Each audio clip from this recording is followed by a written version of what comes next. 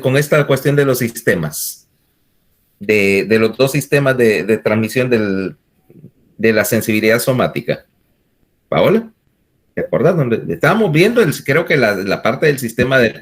Nos quedamos en lo del cíngulo, que nos empezó a explicar que en los pacientes de cáncer se realiza una cingulotomía. En el componente afectivo del dolor. Ok. Mira, de hecho, cuando estás viendo, porque eso es una cuestión no muy común, pero una de las cosas que haces en neurociencia y en neurocirugía en particular es que más de alguna vez nos toca o nos muestran algún paciente que tiene ¿cómo se llama? Que tiene la particularidad de paciente, imagínate, con un cáncer, dolor crónico. Y bueno, ya generalmente ya en ese momento se agotaron las opciones médicas, o sea, ya lo tenés con un analgésico convencional, lo tenés con un narcótico, le agregaste un neuromodulador, ahora extraoficialmente le agregaste un cannabinoide y aún así no está respondiendo. Entonces decís, bueno, ¿cuál es la opción? La opción es interrumpir la transmisión del dolor llevándote las fibras. Y hay varias maneras de hacerlo, o hay varios sitios donde hacerlo. Primero, podés empezar, vamos de la periferia al centro.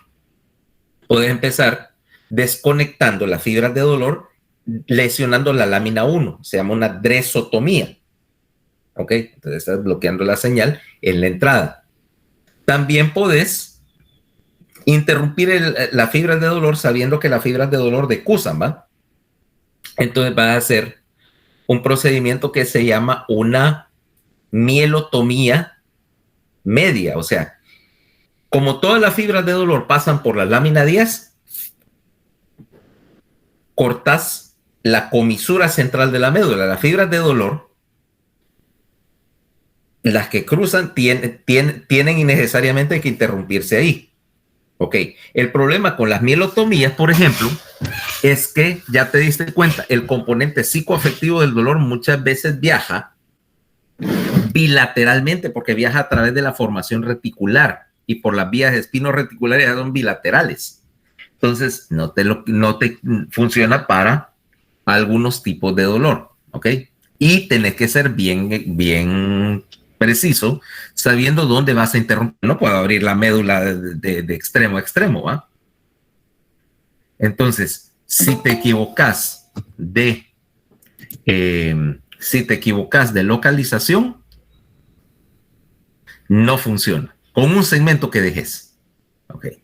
De ahí, si no tenés la otra opción, llevarte las fibras de dolor que están yéndose por el músculo espinotalámico lateral y entonces es una cordotomía. ¿Ok? Cortalas en la subida y haces una cordotomía lateral o anterolateral. Esa tiene sus propios riesgos. Aquí nada es gratis. Si no, ¿dónde más lo interrumpirías? Si salís de la médula y llevas al tálamo, te vas a ir y puedes interrumpirlo. Ahora sí, no quitarle el dolor, pero quitarle el componente psicoafectivo. Y hay dos lugares donde puedes hacerlo. Uno es el cíngulo.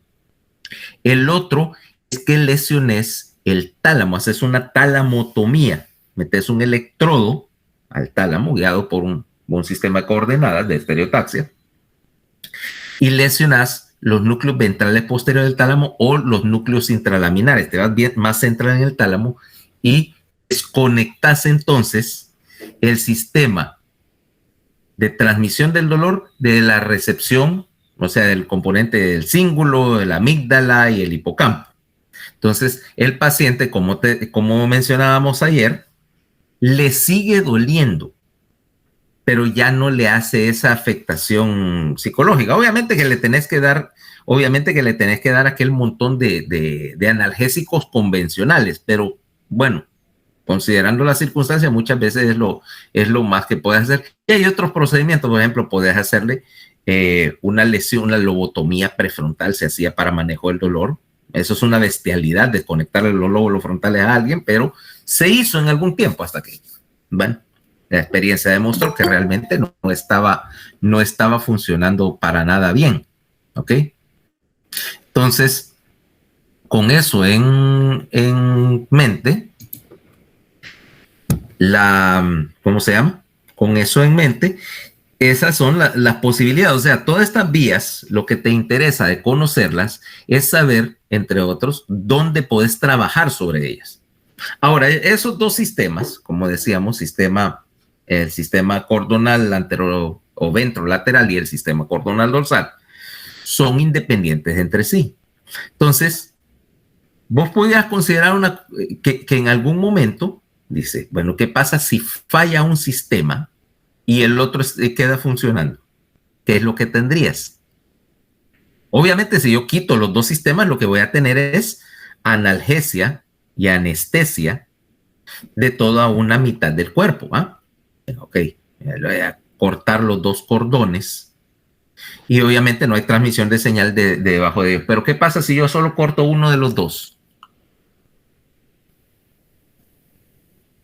¿Todavía hay transmisión? Pero ¿qué pasaría con la percepción que tenés de la sensibilidad? Sería una transmisión parcial. Ajá, y eso tiene un nombre. Eso es lo que llamamos disociación de la sensibilidad. Ahora mira, caso número 1. Vos te llevas el cordón ventrolateral y dejas el cordón dorsal. Entonces lo que tenés en ese caso se llama disociación siringomiélica. Se llama siringomiélica porque en algunos casos relativamente raros lo veías cuando había una cosa llamada siringomielia. Ya te lo voy a mostrar.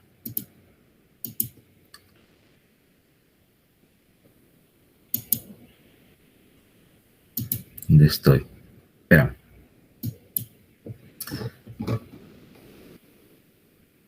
Siringomielia. Déjame buscar un corte de la médula. Acá. Ahora, en una siringomielia, vos tenés una lesión. La cavidad central está aquí, ¿no? Suponete que esta cavidad central se expande. Ahora tenés un gran espacio acá. Y mira dónde va la vía del dolor. La vía del dolor está aquí. Y esto expande hasta destruirla. Por lo tanto, perderías la sensibilidad del cordón lateral. ¿Y qué transmite por acá? Tacto protopático, temperatura y dolor. Pero el sistema del cordón dorsal está relativamente conservado. Este está ok. Por lo tanto, las modalidades que viajan por el cordón dorsal no se afectan. Entonces tendrías un paciente que en la mitad contralateral del cuerpo tiene una disminución ligera de la sensibilidad, pero como aquí tenés tacto epicrítico, este tacto epicrítico y propiocepción reemplazan a este, porque es básicamente la misma información leída de otra manera. O sea que no tenés anestesia, pero perdés la sensibilidad térmica y perdés el dolor.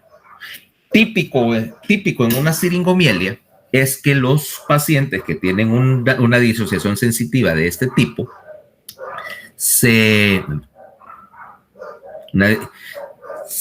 dan cuenta de que tienen un trastorno de la sensibilidad porque tienen una lesión y no se percatan de ella. Vaya, por ejemplo, venís vos y está la estufa encendida al rojo y vos descuidadamente, me pusiste la mano en la estufa. No te diste cuenta hasta que empezaste a oler a quemado, y te das cuenta de tener las espirales de la estufa pintadas en la mano, pero no te dolió. Ahora, la disociación siringomiélica es un poco menos común ahora. Y la principal causa, o las que yo he visto casi siempre están relacionadas a dos cosas. Una es a un tumor en el centro de la médula, generalmente un gastrocitoma centromedular. La otra es algo que sucede después de muchos años. Tuviste una contusión medular, fíjate, tuviste un trauma en la columna, una contusión medular que se recuperó aparentemente, pero las células, las neuronas que están en la porción central, empiezan a hacer apoptosis en diferido y entonces te queda una cavidad, un hueco, donde alguna vez hubo tejido y se lleva las fibras. Ok. La otra posibilidad, o sea, caso número 2, voy a ponerle, espérame. Caso número 2 sería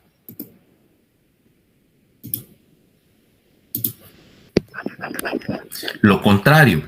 ¿Qué pasa si ahora yo me llevo solo el cordón dorsal? ¿Ok? Vengo yo y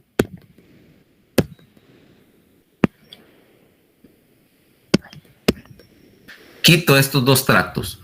¿Qué sensibilidades perdería, Irma? Si yo pierdo, ¿qué parte de la sensibilidad pierdo si me llevo el cordón dorsal? Dijo propiocepción y... Ay, se me olvidó la otra. Tacto epicrítico. Crítico, eso. Y vibras y sensibilidad vibratoria. Por lo tanto, aquí lo que tendrías, siempre vas a tener detección de contacto, porque estas fibras acá están, mira, el sistema ventrolateral está ok. Sea que tenés sensibilidad térmica y dolorosa, pero sos incapaz de detectar vibración e importante, perdes la propiocepción. Consciente, en particular la propiocepción consciente. O sea que no sabes dónde están tus partes corporales, ni qué están haciendo. Entonces, la consecuencia de esto, voy a quitar esto. La consecuencia de esto va a ser que, número 1, sos incapaz de manipular objetos finos, porque como no tengo el tacto epicrítico, no puedo determinar textura. No tengo manera de determinar textura ni forma de los objetos. Pero todavía detecto la presencia de ellos porque el sistema del tacto protopático, que es menos preciso, sí está funcionando. Y la pérdida de la sensibilidad propioceptiva te lleva a algunas cosas en particular. Por ejemplo, tienen una cuestión bien característica y es lo que se llama marcha en estepaje. Imagínate ahora, bueno, vamos a ver, a cualquiera de ustedes le ha pasado, se te duerme un pie, ¿ah? ¿Qué ha pasado? Estás sentado mucho rato y se te duerme un pie, te querés levantar a caminar y tu marcha, tu paso se viene bien raro porque no sabes si tu pie está en el suelo, ¿va? O sentís las agujitas, ¿vale? Está medio dormido, entonces, y sentís como que estás caminando sobre alguna alfombra, sobre una esponja o sobre un colchón y realmente no tenés seguridad en el paso. Ahora imagínate que te pasara con las dos extremidades inferiores. O sea que estarías literalmente caminando, sentís como que estás caminando sobre algo, pero no sentís el piso. Y la marcha en este paje es bien característica, los pacientes zapatean. Cuando vas y oís, y ellos tienen, como no pueden sentir, tienen que ver y oír el paso, entonces caminan para abajo y van zapateando, porque ellos tienen que sentir ¡bum! Para saber que el pie no está en el aire. ¿Ok? Ahora, las disociaciones de tipo tabético eran bien comunes en el pasado porque esa era una complicación tardía de la sífilis, la neurosífilis. Ya la neurosífilis está casi eliminada. No porque se haya hecho nada para evitarlo, sino porque básicamente como la bacteria que causa la sífilis, las espiroquetas son sensibles a todos los antibióticos. Y bueno, si la detectas en una etapa primaria, la tratas con antibióticos, pero generalmente la tratas involuntariamente porque viene alguien, una faringitis, le metes 7 días de X antibiótico y de paso le eliminaste la sífilis, entonces casi desapareció. Yo sí todavía lo veo en pacientes de alguna edad que tienen estenosis del canal medular en el cuello. Y esta gente que tiene un canal cervical estrecho a veces hay varias formas de tener. La mayoría de las veces lo que te comprime la médula está adelante. Entonces tenés más síntomas motores, pero a veces tenés una estenosis de tipo posterior y entonces te comprime los cordones dorsales y te vienen con una disociación tabética. De vez en cuando se ve. A lo que voy es el hecho de que estos sistemas van a transmitir separadamente el uno del otro y que por lo tanto cuando examines, y esto tiene importancia clínica, porque cuando vas a examinar a un paciente con un trastorno de la sensibilidad, tenés que examinar separadamente la sensibilidad dolorosa y térmica y separadamente la vibración y la propiocepción, ¿ok? Porque uno puede fallar y el otro estar bueno. Y te da indicación no solo del nivel, sino también de la localización de la lesión. Si vas a ver pacientes neurológicos, que en la forma clásica es parte del examen. Ahora, eso me deja con el tercer componente, que es el componente para la cara y cabeza. Ayer hablamos de que había 3 núcleos en la columna para la cara y cabeza. Núcleo sensitivo principal, en medio, abajo el núcleo del tracto espinal y arriba el núcleo mesencefálico. Analicemos los primeros. Y recuérdense que, por supuesto, cuando digo de la cabeza es para quitarle el componente que dice del trigémino, porque el trigémino es el principal aquí, pero no es el único. Entonces, recordando que hay territorios definidos. ¿Cuál es el territorio sensitivo del nervio trigémino? A ver, ¿quién me lo puede describir?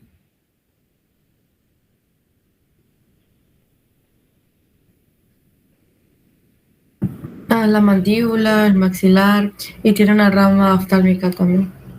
Ok. Para términos prácticos, el trigémino tiene una frontera acá, mira. Tiene una frontera acá. Esta es la primera frontera, donde usarías tus anteojos así a los Beverly Hills. ¿Cómo es? Así. Así, ¿va? O si sos, como yo, víctima de los 80, donde usabas tus audífonos. Ya sabes cuáles, los ochenteros, que es la bandita de metal delgadita. Yo decía los Beats, pero que los Beats son bien grandotes. Los audífonos ochentosos con bandita de metal y las cositas de esponja, que yo no eran la gran cosa de sonido, pero yo lamento que se hayan desaparecido, porque eran súper cómodos. Yo no entiendo, fíjate, a la generación de ustedes, cómo pueden andar con un AirPod metido aquí en el oído todo el maldito día sin que le duele el oído. Explíquenmelo a mí. ¿Ok? Entonces, somos como los otros, doctor, definitivamente. Ya duele la oreja con los otros. Sí. Pues te digo, los audífonos ochentosos eran más cómodos. Y eran más, tal vez porque entonces, como ahora, la gente de tu edad, un poco menor, andaban todo el día con esa cosa puesta, incluido, ¿eh? Y andabas un instrumento del cual tal vez alguna vez oíste hablar, el Walkman. ¿Sabes qué es un Walkman, va? Sí, es como un reproductor portátil. Para cassettes. Para cassettes. Sí, ok. Mi papi aún tenía el suyo, pero no sé qué lo hizo, la verdad. Lo tiene que tener guardado en un lugar porque, mira, esa era si eras tu papá debe tener como 50 años, ¿va? 49, doctor. Ok, lo mismo, va, igual. Por eso te digo, desde esa época de los 80, y un Walkman era tal vez tu posesión más valiosa cuando tenías 14, ¿ok? Te permitía, en primer lugar, escuchar música sin que tus papás te estuvieran fregando. 2, podías llevar tu música. Mira, es que eso era nuevo. Estamos hablando de que era nuevo, o sea, antes de eso, vos escuchabas tu música en la casa, ¿ah? Cuando salieron esas cosas, bueno, ya podías llevar tu música a todas partes. Y esa era la publicidad, lleve su música a todas partes. Y además, bueno, había como ¿me entiendes? Como una cuestión de estatus. Porque tenías había los Walkman más baratos que eran, igual funcionaban, pero eran así como unas cajotas más o menos grandes. Y Sony empezó a sacar cada vez más chiquitos, más compactos, te atraían radio, te duraba más la batería, etcétera, de la tecnología. Y de repente estos llegaron a sacar lo último de lo último, que era un Walkman, que era exactamente del tamaño de la cajita del cassette. Imagínate, era un cassette, cabe justo en su cajita, ¿va? Y estos yo no sé cómo hicieron para meter todos los componentes de tener un Walkman que cabía, que era exactamente el mismo tamaño de una cajita de cassette, una cosita así. Por supuesto, era carísimo y si te veían con una de esas cosas, todo, wow, puta, tiene lo último, ¿eh? O los Sport Walkman que eran impermeables. Obviamente no podías bucear con una de esas cosas, ¿va? Pero si te volcaban el fresco sobre él, vos sacudías y seguías, ¿no? Excelente, excelente invento. El Discman, en comparación, era más torpe porque tenía que ser el tamaño del disco y además cada vez que lo movía se cortaba la música. Entonces, ¿no? Todo el mundo andaba, y yo me recuerdo entonces andaba, había unas compilaciones, todos los años sacaban esa compilación de los mejores éxitos de rock del año. Entonces decía, llena tu cabeza del disco, se llamaba el cassette, llena tu cabeza de rock 83, 84, y mira, yo tenía esos y los gasté, o sea, los gasté hasta que ya no sonaban, porque andaba día para que entra, día que sale, con 3, 4 cassettes. Y si tenés un carro, y si andás en un carro más o menos viejo, de los 80 y 90, todavía tienen en la consola en el centro unas ranuritas así para que pudieras tener tus cassettes y ibas cambiando, por ejemplo. ¿Ah? O ibas cambiando, o en tu... O andabas el Walkman y en tu mochila andabas una como bolsita para andar cambiando cassettes. Eso era, por supuesto, mucho antes de que a alguien se le ocurriera la idea del MP3. Pero el problema es que aunque el teléfono es muy bueno para guardar música, el sistema del amplificador y todo lo que tiene para los audífonos es malo. Y yo no puedo escuchar música por el teléfono, lo tengo que conectar a un parlante o a un Bluetooth, porque los audífonos, aparte del dolor de oídos, te friegan la calidad del audio. Ok, pero regresemos al asunto. Entonces tengo acá mi frontera con el trigémino. Esta es una. Y para abajo, la frontera sigue exactamente la vuelta de la mandíbula, o sea, donde la cara transiciona a la parte de abajo de la mandíbula. Esto es trigémino. Ok. La lengua y la porción interna de la cavidad oral, la cavidad bucal, etcétera, es rama del intermediario, en particular la sensibilidad gustativa. La amígdala y la úvula y la entrada a la faringe es territorio del glosofaringio, y la epiglotis y la faringe en sí es territorio del vago. ¿Ok? Recuerden, porque hay en algún punto en neurología les van a meter eso, las neuralgias faciales, que vos podés tener, por ejemplo, una crisis de neuralgia, una crisis de dolor intraoral, y que puede ser, y que todo el mundo solo se conoce la del trigémino, y que puede ser trigémino, pero si la neuralgia está atrás en el paladar, es más probablemente que sea una neuralgia del glosofaringio, y no se manejan exactamente igual. ¿Ok? Ahora, una vez que tenés esta sensibilidad, nuevamente las fibras de todos estos nervios van a entrar por sus ganglios sensitivos, o sea, los nervios craneales que tienen componentes sensitivos tienen un ganglio sensitivo, que es, decíamos, el equivalente del ganglio de la raíz dorsal. El más común, pues decíamos, por ejemplo, son los dos de arriba, el de Gasser y el geniculado, ¿eh? Gasser para el componente sensitivo del trigémino, y el ganglio geniculado para el componente del intermediario, lo que en su texto te va a decir el componente sensitivo del facial, ¿ok? Que está bien, o sea, viajan juntos, igual que el trigémino, el componente sensitivo del motor, viajan juntos, pero yo agrego el adendum, pero no revuelto, solo es que viajan en paralelo, pero estructuralmente son dos cosas, son dos sistemas diferentes, ¿ok? Bueno, Ahora, una vez que entraron al tallo, las fibras del sistema sensitivo para la cabeza se van a partir en 3 componentes. El núcleo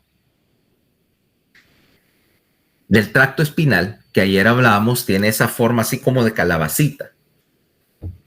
La porción redonda, la porción gorda, está en la parte baja del bulbo.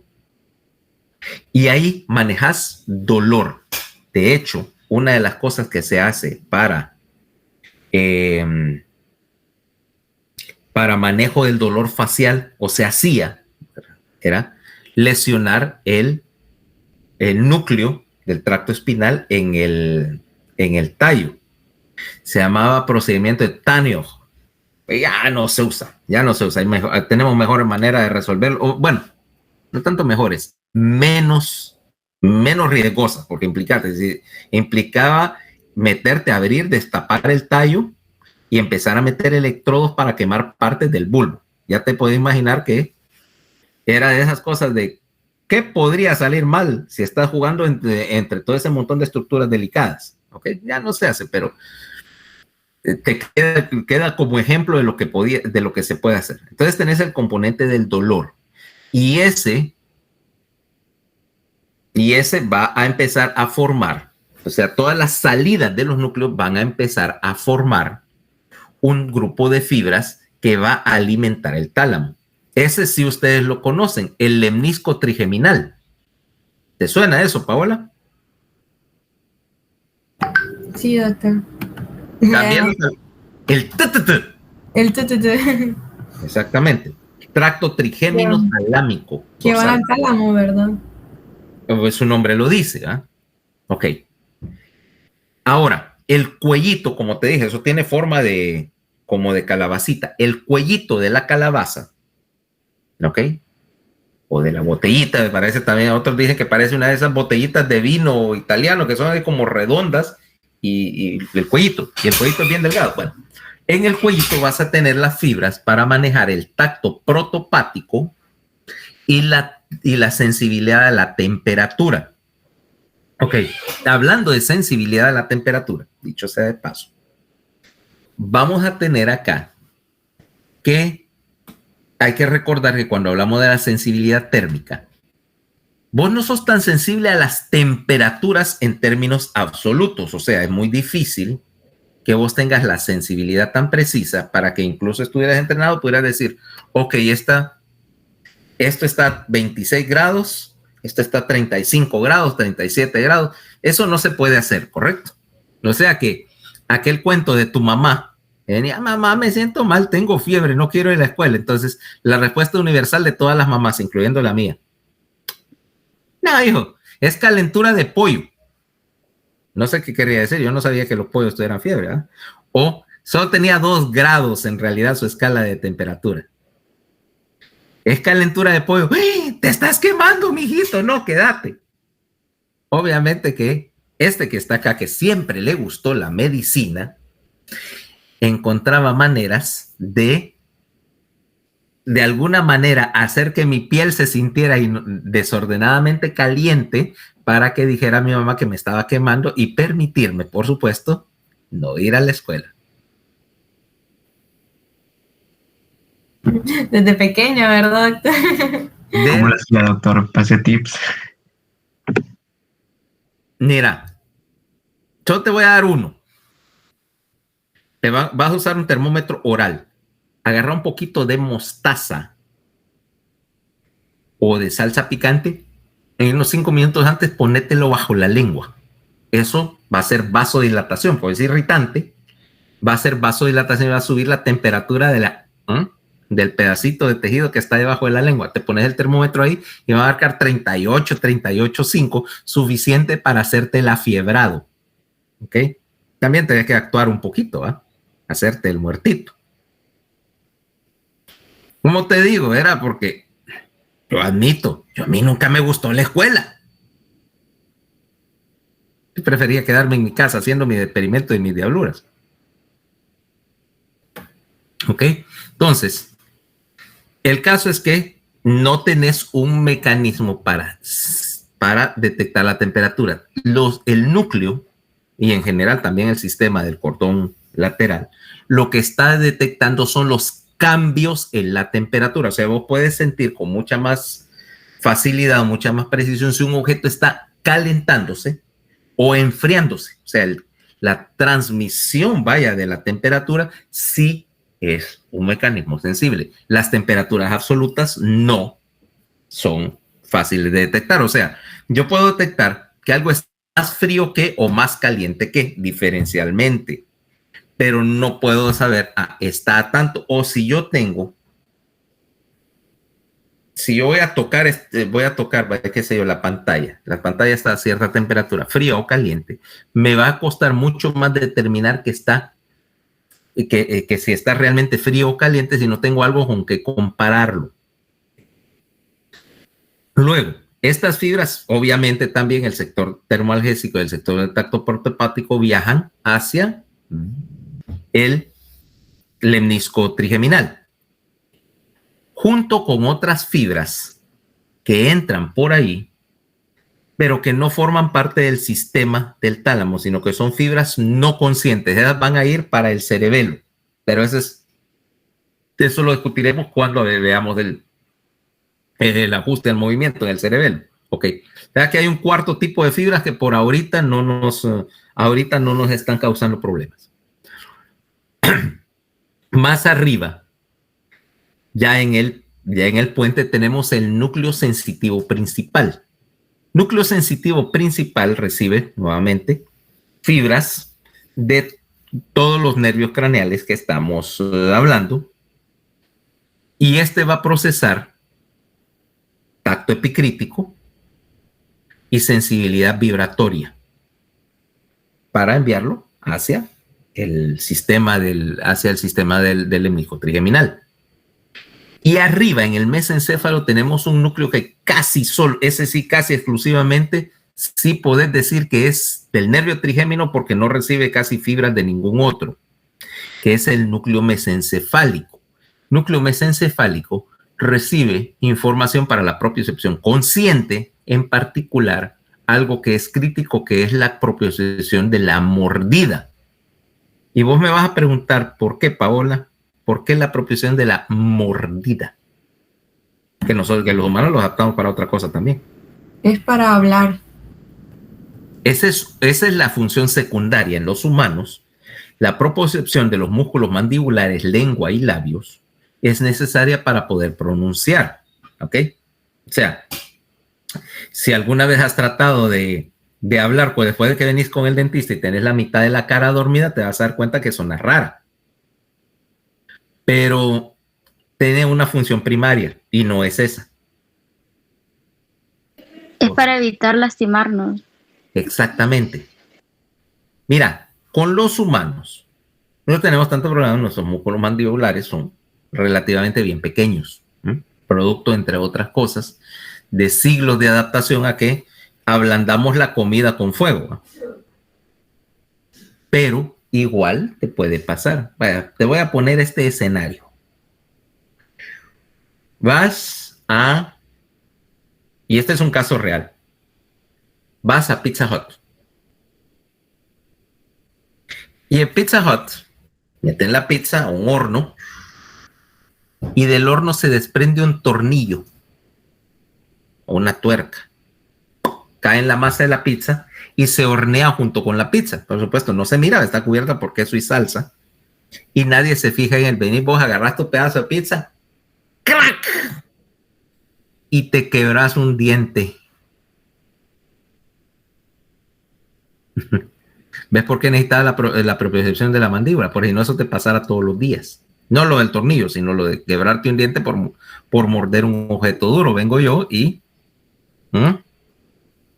quiero morder el encendedor este. Obviamente de material suficientemente suave para que lo pueda hacer, ¿va? Pero tampoco quiero romper el encendedor y recibir un trago de gas.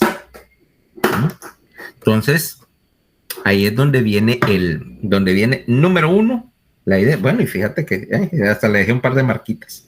Bueno. Y eso es en una especie como lo del caso de Pizza Hut, lo del tornillo es un caso real. la afectada, eso fue en Estados Unidos, demandó y la sacó como una millonada a Pizza Hut, ¿ok? Por el diente y todo lo demás, daños, perjuicios y todo, y básicamente le costó un par de millones, ya cuando facturaron todos los costos de abogados. Bueno, entonces, pero en otras especies, por ejemplo, ¿qué pasa? Tomemos el caso extremo. ¿Qué te parece un tiranosaurio rex? ¿Qué tan buena será la mordida de unos bichos? Letal, literalmente. Ok. Ahora, ten en cuenta lo que muerde. Imagínate que lo que va a almorzar es una pata de brontosaurio. Si nunca, el día en que vayas ahí tengas la oportunidad de buscar un brontosaurio en un museo, la pata, el fémur del brontosaurio mide 1,80, es más un poco más alto que yo, y es así, mira, el hueso sólido de este grueso. Imagínate un poste de teléfono, ¿vale?, de hueso sólido. Metele una mordida a eso y vas a terminar con una mandíbula fracturada. 100% de los casos. En el caso del tiranosaurio rex, implica que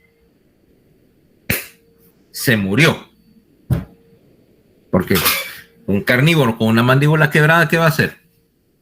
A ver, ¿qué le pasa a un tiranosaurio rex con la mandíbula quebrada? Número uno, se va a morir de la infección, porque acordate que los tiranosaurios tenían una cosa y los dinosaurios tenían algo que no te cuentan en los documentales. Venía uno de estos y claro, la idea era que agarrarle el cuello y quebrarlo, pero si no, le metía un mordisco a la presa, al herbívoro este grandote, y lo dejaba irse, porque en la boca tenía tal flora bacteriana que iba a entrar, y entonces el otro dinosaurio, la víctima, se iba a morir 1 o 2 días después de una infección, de una septicemia bárbara. O sea, ya te imaginas cómo le apestaba la boca una de esas cosas, ¿va? ¿Okay? Entonces, era mucho más seguro y literalmente te envenenaban con las bacterias de la mordida. Hay unas especies de dragones, como los dragones de Komodo, sí. Y vos conoces a los dragones de Komodo. Te voy a preguntar, ¿de dónde los conoces? ¿De los documentales o porque pasabas jugando Crash Bandicoot? De los documentales, y cuando estaba pequeña, no recuerdo bien, pasaban un programa que se llama Los Hermanos Kratt, y ahí los conocí. Yo no recuerdo eso de los hermanos Kratt. En Discovery eran unos chavos ahí que pasaban documentales. Yo pensaba que porque jugabas Crash Bandicoot, que hay 2 personajes, 2 de los bosses ahí en el primer juego de Crash, que se llaman Komodo Joe y Komodo Moe, dos dragones de Komodo, que son 2 de los oponentes antes de llegar a Neo Cortex. Y si vos me preguntas que qué pasaba ya haciendo yo jugando con la Play, era porque cuando estaba en la residencia tenía una Play 1 vieja, y obviamente cuando estaba de turno era una de las cosas que yo pasaba haciendo. Pues, mira, cuando ya estás en el último año de residencia, allá en La Habana, vos estás en el rol de turno, pero no estás en el hospital. Y como yo tenía teléfono, no solo teléfono fijo, tenía un celular, era poca gente que tenía celular en esa época en Cuba. Entonces yo le decía al residente, me llamas si tenés algún lío o cuando tengas algo de operar. Pero tenía que estar despierto en la casa, ¿va? Entonces pasaba con el Play toda la sangana noche. Algo había que hacer. No era... Cuando no había llamada, mejor. Cuando no había llamada, mejor. Cuando no había llamada, no, pues sí, casi no me llamaban, casi no te llamaban. Era porque se suponía que yo tenía que ser el responsable. Entonces, revisar antes de irme y llegar temprano la mañana siguiente a ver si había algo ingresado y que habían hecho los residentes de menor rango. De cualquier manera, el jefe de la guardia era mi jefe, el jefe de servicio, que él hacía exactamente lo mismo. Cuando no estábamos a veces los dos en la casa de él, platicando, leyendo, haciendo cualquier cosa. Ahora, para despertarlo él y sacarlo de su casa, y vivía como a 3 cuadras del hospital, pero para sacarlo de su casa, tenía que haber una buena razón, no era lo payunco porque me iba a pegar una regañada bárbara por estarle fregando su sueño de belleza. Entonces, y yo también le decía, bueno, si me van a despertar, tengan ya las cosas listas. De llegar a ver que ustedes no han hecho nada, les va a caer. Pero pasaba con el play. Bueno, entonces la propiocepción de la mordida es necesaria para evitar esa clase de cosas, ¿verdad? Fracturarte la mandíbula. Y además, como decía Paola, secundariamente para el control de la pronunciación. Ahora, todas estas fibras entran por el lemnisco trigeminal y van a caer esencialmente al mismo sitio que cayeron las fibras de los otros dos sistemas, al núcleo BPM, ventral póstero medial, el tálamo. Ahora, el núcleo ventral posterior lateral y el núcleo ventral posterior medial son dos componentes de un mismo núcleo, ¿ok? El núcleo ventroposterior del tálamo, ¿okay?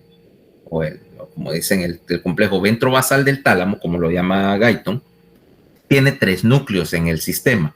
Un núcleo ventrointermedio que maneja la sensibilidad gustativa, y aquí no nos interesa en este punto, ¿ok? El núcleo ventral posterior medial, el núcleo ventral posterior lateral, y la sensibilidad de los dos sectores se va a mezclar en ese núcleo. Y esto es crucial porque ayer hablábamos del hecho de que si yo tengo estos dos sistemas trabajando en paralelo y no los conecto entre sí, yo tendría 2 sensibilidades, por así decirlo. Tendría la sensibilidad para la cara y cabeza y la sensibilidad para el cuerpo, y serían 2 sentidos diferentes. El problema es que como tienen un punto de encuentro, tienen una confluencia, entonces yo pudiera, en primer lugar, sentir una grada aquí. Es decir, bueno, hay un área donde los dos hacen confluencia y la sensibilidad no hay, vaya, donde hay una frontera y es tierra de nadie. Mala idea, pero relativamente pasable. Pero el problema es que la sensibilidad podría cambiar. Y como te digo, yo no puedo tener 2 sensaciones diferentes para una misma experiencia, ¿ok? Es como que yo viera, qué sé yo, este cable y lo viera rojo con el ojo izquierdo y azul con el ojo derecho. ¿A cuál le creo? Ya te imaginas el macaneo que pudiera convertirte tu procesamiento sensitivo. Todo tiene que ser consistente, y el hecho de que tengas los 3 sistemas convergiendo a un mismo punto implica que tu experiencia es sin grietas, sin costuras. O sea, para vos tu cuerito es de una sola pieza. Ahora, en el tálamo vas a hacer 3 cosas con esa información. La primera, obviamente, es redirigirla a la corteza. Pero vos no mandás, y este es el principio básico cuando estemos analizando todos estos sistemas a partir de ahora, no se envía sensibilidad cruda a la corteza. ¿Por qué? Porque sería demasiado por procesar y no estaría filtrada la información. Exactamente, vos filtrás para quitar la información excedente o redundante, o como querrás llamarla, por el simple hecho de que cuando filtrar información lleva trabajo, ocupa espacio en el núcleo en donde lo estoy procesando, y además cuesta tiempo, y la corteza está mejor equipada para hacer cosas más trascendentales, ¿ok? Que te envíen información sin filtrar. La corteza es el equivalente de que yo fuera al restaurante y me enviaran, ¿cómo se llama? Las verduras sin lavar y sin pelar, ¿va? Así de incorrecto. Bueno, yo soy honesto, a mí me pueden enviar las verduras sin lavar y sin pelar, ¿ok? Pero sea como sea, no se las va a comer de todas formas, ¿verdad? Exactamente, ¿ok? Bueno, corrijo, sí hay un vegetal que yo consumo en grandes cantidades. si se puede considerar el chile como uno, ¿va? Hay que ser claros, no soy tan anti vegetales, pero sí consumo chile. Ok, ahora, una vez que filtraste, descartaste la información redundante y más importante, aquí estás haciendo un preproceso de la información. ¿Te acordás que te dije que gran parte de la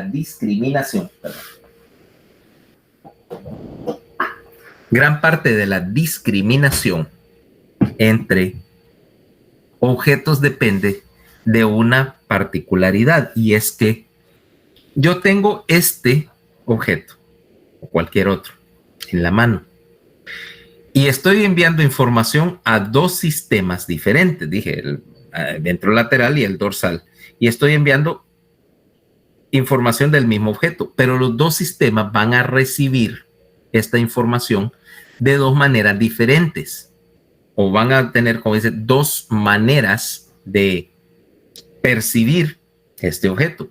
Ahora, en el tálamo yo estoy haciendo otro preproceso, estoy comparando la información de los dos sistemas.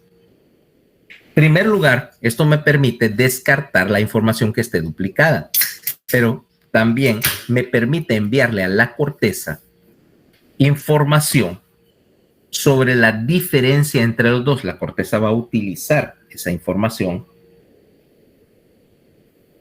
para deducir algunas de las características del objeto. Entonces, una vez que este sistema de núcleos me envió señal a la corteza, vamos a caer entonces, decíamos, en la corteza somatosensitiva primaria, las áreas 1, 2 y 3. ¿Ah? Para recordatorio,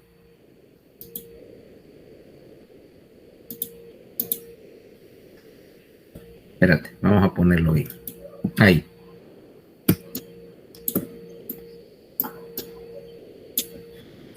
Las áreas 1, 2 y 3, que están situados, obviamente, como ya sabemos, en el giro postcentral, ¿correcto? Ahí.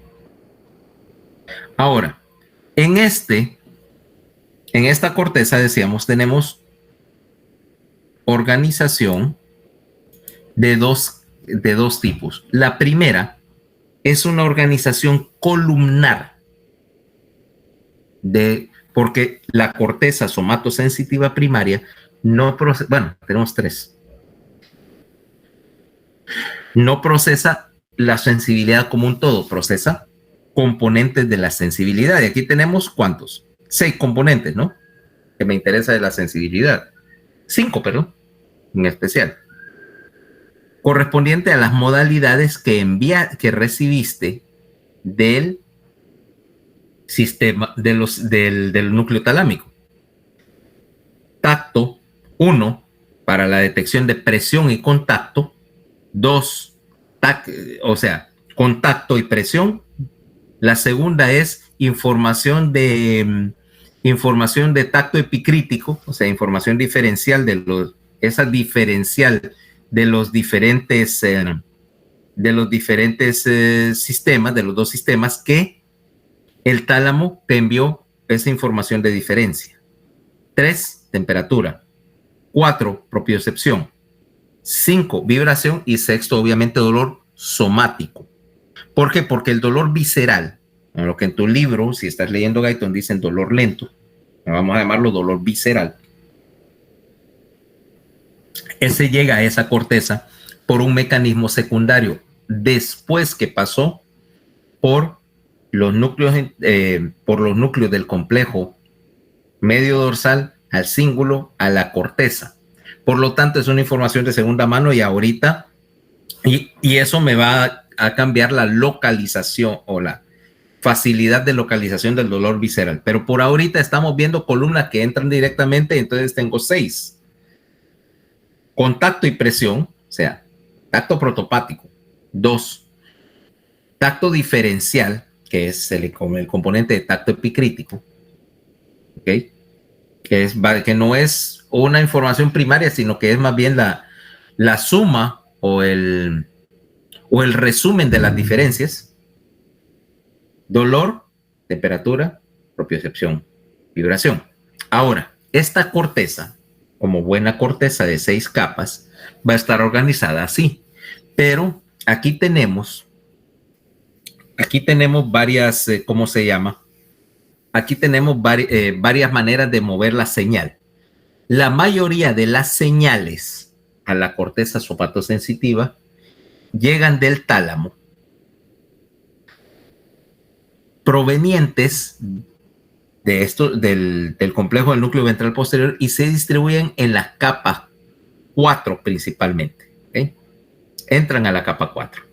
Mientras que las señales que vienen de otras áreas de la corteza, en particular de la corteza somatosensitiva del lado contrario, o sea, el hemisferio contrario, llegan a la capa 1, ¿ya?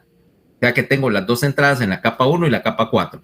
No voy a meter en el detalle de qué son esas capas, porque eso ya es como decíamos, material pasado. Asumo que lo pueden repasar. Ok. De estas dos señales va a haber dos maneras de procesarlo principalmente. Las columnas obviamente están organizadas verticalmente a través de las 6 capas. Cuando entra señal a una columna y se distribuye en la capa 2 la procesa y la envía a la capa 3. La capa 3 me va a generar salidas que van principalmente para las otras áreas corticales. ¿Okay? Vamos a ver si tengo un mapa acá para que me vayan siguiendo. Espera. Solo déjame quitar este dibujo de acá.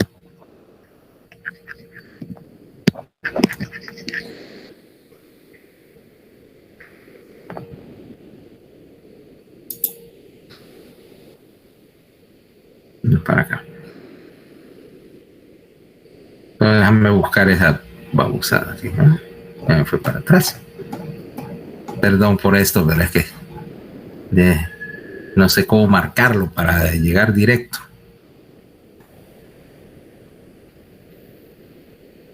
Ok, mira.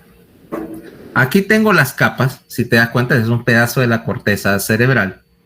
Y entonces, vamos a ver qué es lo que está pasando. Ok. Las entradas vienen así. Vamos a ponerlo acá. En azul, las entradas provenientes del tálamo. Vamos a poner del BP, núcleo ventral posterior. De las otras áreas corticales, caen a la capa 1. ¿Vale? Ambas señales se van a distribuir. Las capas a la capa 2, de la capa 2 a la capa 3, y de la capa 3 hacen salida a... Espérate. Voy a poner otro color para que veas la salida. La salida acá de la capa 3 va a otras áreas, ya sea a la corteza del otro lado a través del calloso o a la corteza somatosensitiva secundaria. Mientras que las señales que entran a la capa 4, conste, estas señales pueden distribuirse así, mira, o directo, y esta igual, puede distinguirse a la capa 2 o a la capa 4, no importa. O sea, de dónde entren las señales siempre se tienen que distribuir en estos dos estratos. Ok. En la capa 4, las señales se procesan y salen por la capa 5 hacia otras regiones del encéfalo, o sea, lo que llamamos la proyección subcortical, a los ganglios basales, al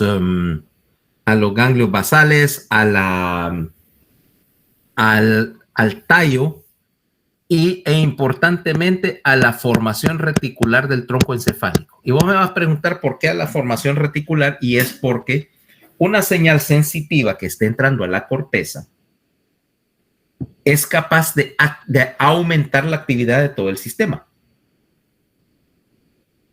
Si no, pregúntele, por ejemplo, la posibilidad que tiene una, ¿cómo se llama? Una señal dolorosa para activar para activar a la formación reticular, mira este ejemplo. Hermana, dormida, bien dormida. Yo, vasito de agua con hielo, bien frío, y una jeringa o un gotero. ¿A dónde va a ir a parar esa agua?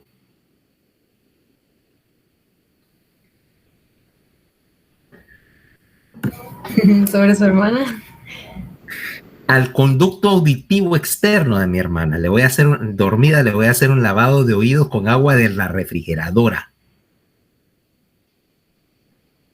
¿Qué te parece eso como reloj despertador? Qué malo, doctor. Hey, ese es mi deber sacrosanto, molestar a mi hermanita. Por supuesto, ella no se queda atrás. O sea que es mano a mano. Es mano a mano. Todo aquel que tenga una hermana menor entenderá lo que estoy diciendo. Entonces, obviamente, si entra una señal de esas, básicamente una señal de dolor, aunque esa tiene un componente de estimular el laberinto, y aparte de dolor te va a dar un mareo bárbaro. Porque ese es el chiste. Vos podés salir corriendo y esta está demasiado mareada en ese momento para poderte perseguir.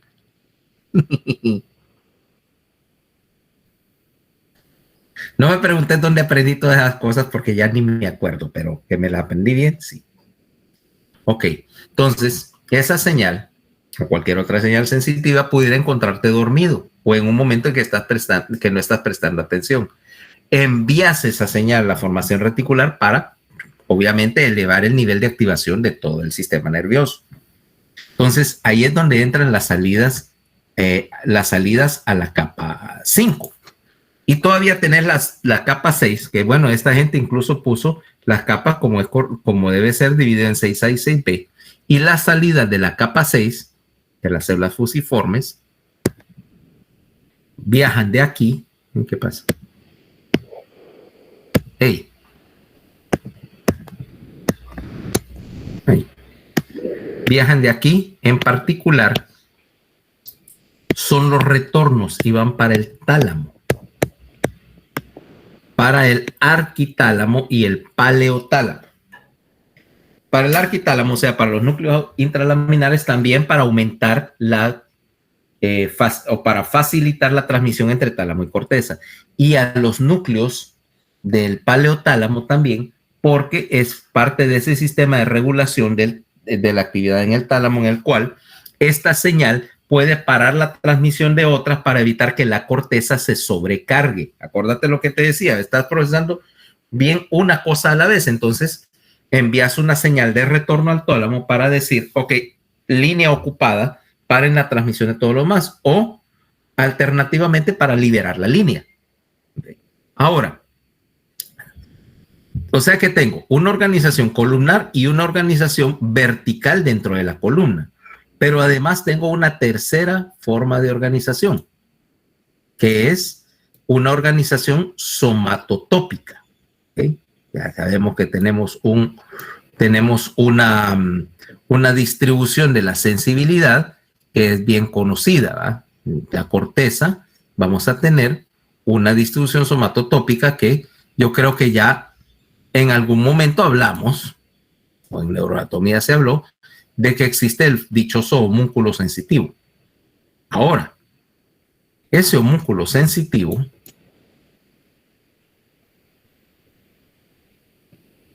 déjame ver si lo puedes representar como un muñeco, pero aquí lo podemos también representar como un mapa de la corteza.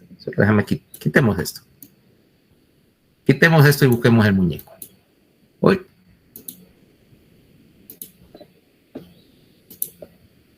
Ahí lo tenés. Entonces, ¿cómo se llama? Lo que vas a ver aquí es la proporcionalidad. Mira que este es el lado derecho y este de hecho es el homúnculo original que se describió, que lo describió Penfield. Ok. Mira bien, este es el surco interhemisférico acá. Tener los genitales abajo y mirar decíamos la posición y tamaño del pie proporcionalmente ocupando toda la capa, todo el sector del surco interhemisférico casi, porque necesitas la propiocepción de la planta del pie en particular para poder dar un paso y ubicarte en el espacio. El tronco es relativamente pequeño, pero todo este sector es del brazo, incluso el de la mano es todo esto, mira, mano, en donde tenés un sector específico. Es más, vamos a ponerlo acá en el Brain Tutor, porque esto se hizo por estudios de lesión, pero ahora ya puedes ¿cómo se llama?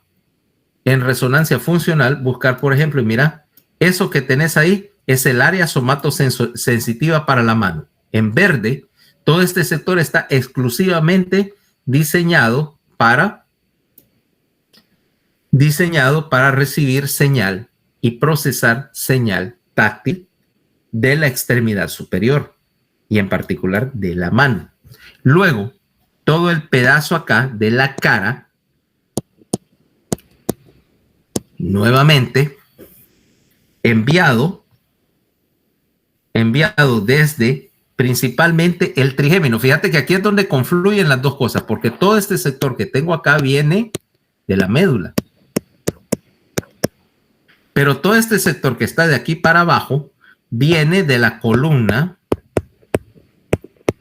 para la cabeza, o sea, la columna del trigémino, así mal llamada el trigémino. Todo este sector, ves que hay un punto de inflexión donde las dos sensibilidades se fusionan. Se fusionaban en el tálamo y se fusionan en la corteza, para que tengas una sola experiencia. Mira, tienes cara, es el gran sector puesto para los labios acá, ¿ok?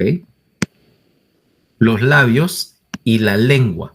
Estos dos en particular, labios más lengua y en general faringe, esto es crítico porque te van a dar la propiocepción necesaria y el control necesario para el habla. 1, 2. Tiene esta sensibilidad somática aplicada acá, es mucho más fina porque también tiene mucho que ver con el concepto de lo que es aceptable o no para alimentarse. Ok, a Paola, por ejemplo, le gustan las cosas crujientes, ¿correcto? Sí, doctor. Ok. Que en otro día hablamos de que vos cometés lo que es la paradoja más grande. No comes cornflakes talludos, porque para tu interpretación de la textura o de lo crujiente que es, un cornflakes talludo ya no es bueno para comer, aunque probablemente sea absolutamente seguro. Dejemos de lado el hecho de que de que vos te lo comes remojados en leche, ¿va? Para hacerlos blanditos. Pero si estuvieran talludos no te los comerían. O para ese efecto, yo tampoco consideraría que son muy buenos cuando están talludos, porque vos ¿qué le echas al cornflakes? ¿Leche? Qué aburrido. ¿Qué te parece salsa de Doritos? Si son hojuelas, pasable. Si son hojuelas, ok. O sea, agarras. Pero nos va a comer un Choco Crispy, doctor, así. Con salsa de Doritos. Nunca lo he probado, pero no me des ideas. Lo voy a ir a probar. No sé si tengo Choco Crispy de ahí adelante, pero ya. Pero me entiendes, sí. La otra cosa que quisiera ver si funciona con Dorito, con salsa de Doritos, tal vez con la picante, sería interesante. No es cornflakes. Y ya me acabas de dar una idea. Sucaritas con salsa de Dorito. Bueno, no sé, doctor. ¿Qué? ¿Va a venir el tigre Tony a reclamarme? No creo. ¿Por qué no? O sea, la combinación de dulce con picante debe quedar bien. Ya lo voy a ir a probar. Mira, tengo una ventaja. Mi esposa pasa todo el día afuera. Y mi hija ahora se la lleva para que pusieron un salón de belleza de todas las cosas posibles. Entonces mi hija está de administradora del salón de belleza. Aquello va a ser un circo, pero bueno, lo importante es que no están. Entonces con Carlos Emilio fuimos al supermercado e hicimos nuestra compra, porque ya que nos dejaron solos en la casa todo el día, nosotros tenemos que hacernos nuestro almuerzo. Pero eso implica que ya que yo soy el que va a comer y yo soy el que está pagando la cuenta del súper y aquel es el que va a cocinar, conste, yo no sé hacer ni un sándwich. Lo digo y lo repito, pero aquel lo intenta. Entonces fuimos al súper.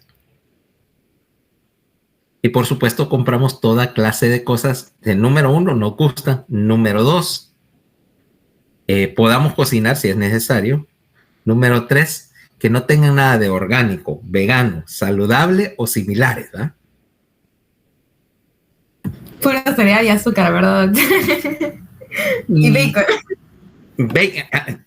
Compré 2 paquetes de 1 libra de bacon, porque eso sí fue... Doritos y ice cream de almuerzo. ¿Qué cosa de almuerzo dijiste? Doritos y ice cream. O Doritos con dulce de leche, vaya. No, y comida seria.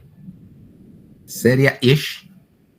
Le hace salchicha para hacer hot dogs. ¿Y has visto de esos espaguetis, macarrones con carne que ya vienen en una lata? Que es una salsa de tomate bien rara que parece salsa de sardina, pero que solo hay que sacarlo de la lata y meterlos al micro. Ok, eso. Y un relajo de sopitas de esas de échale agua caliente, ¿va? De cup noodles. No nos vamos a morir de hambre, eso es seguro. Doctor, de esas debería probar la Super Soup de Isima. Es muy buena, es la mejor. De Isima. ¿En serio? No. Sí, la que es súper grande, es la mejor. Se la recomiendo. Okay. Mira, yo he estado usando una sopa coreana. Una sopa coreana que se llama... hay de kimchi, pero hay una que se llama neoguri. Está viniendo acá. Y precisamente porque esa es picante coreano, ultra picante. Y yo descubrí esa sopa viéndola. ¿Viste esa película, Parásitos? Sí. Ganó hasta un Oscar. Ajá, no, sí, es una buena película. Bueno, pues ya encontré, porque ¿te acordás que hay una escena donde estos están regresando, se están matando en las 2 parásitos, en las 2 familias de parásitos, ¿sí? Y ya va la mujer diciendo que el chiquito, que el niño chiquito quería tallarines, ¿va? Quería chapaguri. Chapaguri es una cosa que es en Corea, después investigué. Es que agarras el tallarín y el picante, el neoguri, y lo mezclas con esta otra sopa que se llama chapagetti, que yo pensaba que era algún tipo de espagueti. No, son fideos jajangmyeon con pasta de frijol negro y barbacoa coreana. Y mezclas las 2 cosas para hacer un solo merengue ahí. Pero que eso en Corea es la comida chatarra más chatarra, porque los 2 paquetes de sopa estos en cualquier tienda te valen como 50 centavos. ¿Ok? Esa es comida de pobre, pero como estos son millonarios, entonces la doña empiezan de locos a preparar esta comida y la carne que le están poniendo es esta res coreana que es más caro que el wagyu y vale como $100 y pico el kilo. Entonces convirtieron una comida básicamente de gente que pide en la calle de 50 centavos plato a algo que valía no sé cuántos dólares porque están tan desconectados. Entonces, ¿qué crees que hizo este señor que está aquí? Aparte de descubrir el neoguri. Aquí solo hay una fuente en San Pedro Sula de fideos jajangmyeon, que es un restaurante coreano. Pedirlos para entrega en la casa, agarrar el neoguri y hacer este merengue en casa con, la mejor carne que pude encontrar ahí en el refrigerador y es bastante bueno. cuando mi esposa me dice, hey, qué bueno esto que estás haciendo, que no sé qué es, porque obviamente solo era de mezclar, mi hija hizo la carne. Y le digo, no, es que eso lo saqué de una película. ¿Y qué es? No, es tallarín de ese, eso es sopa de vaso, le digo, coreana. Y entonces mi esposa, ¿y usaste el filete bueno para hacer eso? Sí, ¿qué tiene? Así era como lo hicieron en la película. Mi esposa así con cara de esto no suena bien, ¿eh? Pero se lo comió.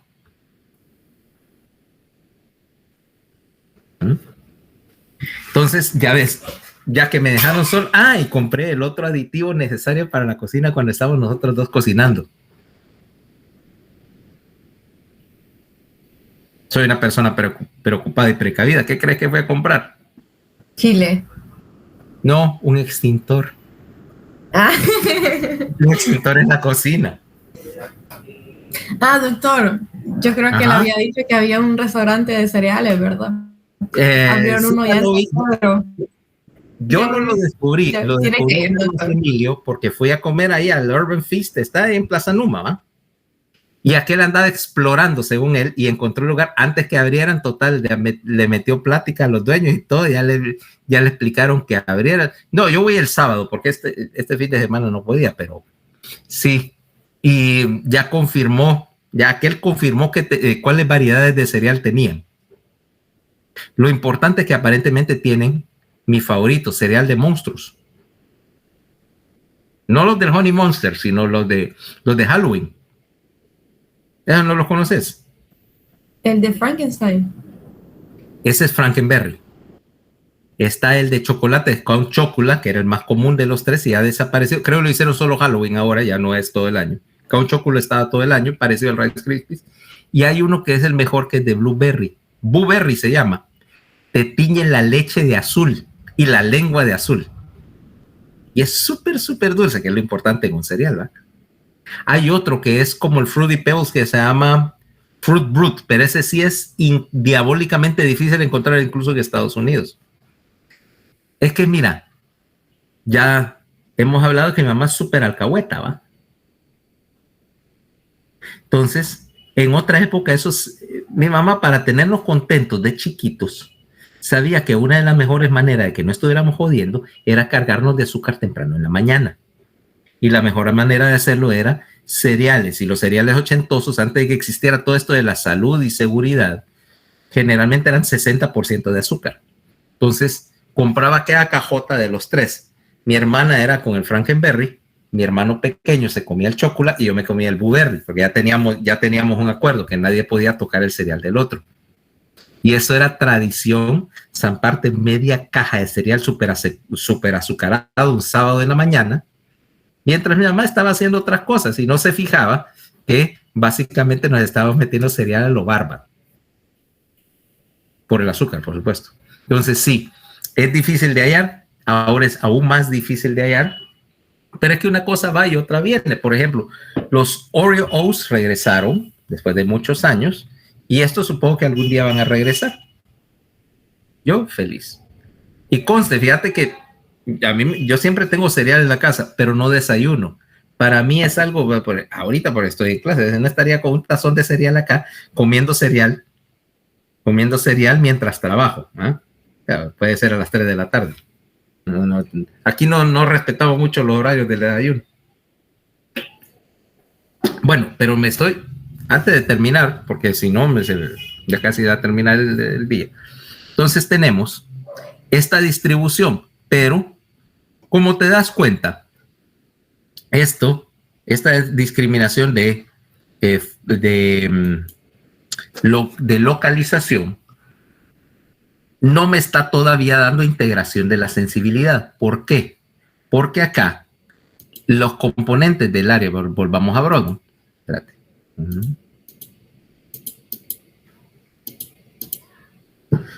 No me darían ningún tipo de sensación específica. O sea, si yo agarro y empiezo a estimular esta área con un electrodo o mecánicamente, lo que voy a tener es una sensación difusa y que la gente no me puede describir. Me molesta algo en el área de la mano, en el área de la cara, pero no me pueden decir qué es, porque estás procesando componentes, estás procesando piezas de la sensibilidad. Solo hay una cosa que sí siempre es universal cuando estimulas esta área, y es que la sensación es desagradable, porque no tenés modulación ahí afectiva ni nada, y básicamente dices, no sé qué es, pero no me gusta. Algunos dicen es una corriente, es un calambre, es un tipo de dolor, pero no es nada, nunca es algo bueno, ¿okay? Porque aquí literalmente son piezas de la sensibilidad. Y si es como que yo desarmara tu carro y tuviera un montón de piezas regadas, eso no es un carro, tendrías que armarlo. Es más, ni siquiera probablemente pudieras saber de qué marca y modelo de carro es, con solo ver un montón de piezas, ¿okay? Para hacer eso, tengo que pasar la señal a las áreas somatosensitivas secundarias 5, 7 y 40. Mira que el sector donde vas a integrar la sensibilidad es mucho más grande que el sector primario, porque aquí tendrías que hacer un montón de trabajo de análisis. 5, decíamos, está relacionado con el mapa corporal y el concepto de tamaño. O sea que la información propioceptiva y posicional va a caer aquí a BA5, donde se va a integrar y lo vas a convertir en un mapa que tu conciencia puede procesar. 7 está relacionado nuevamente con la localización y en parte con el procesamiento espacial, ¿ok?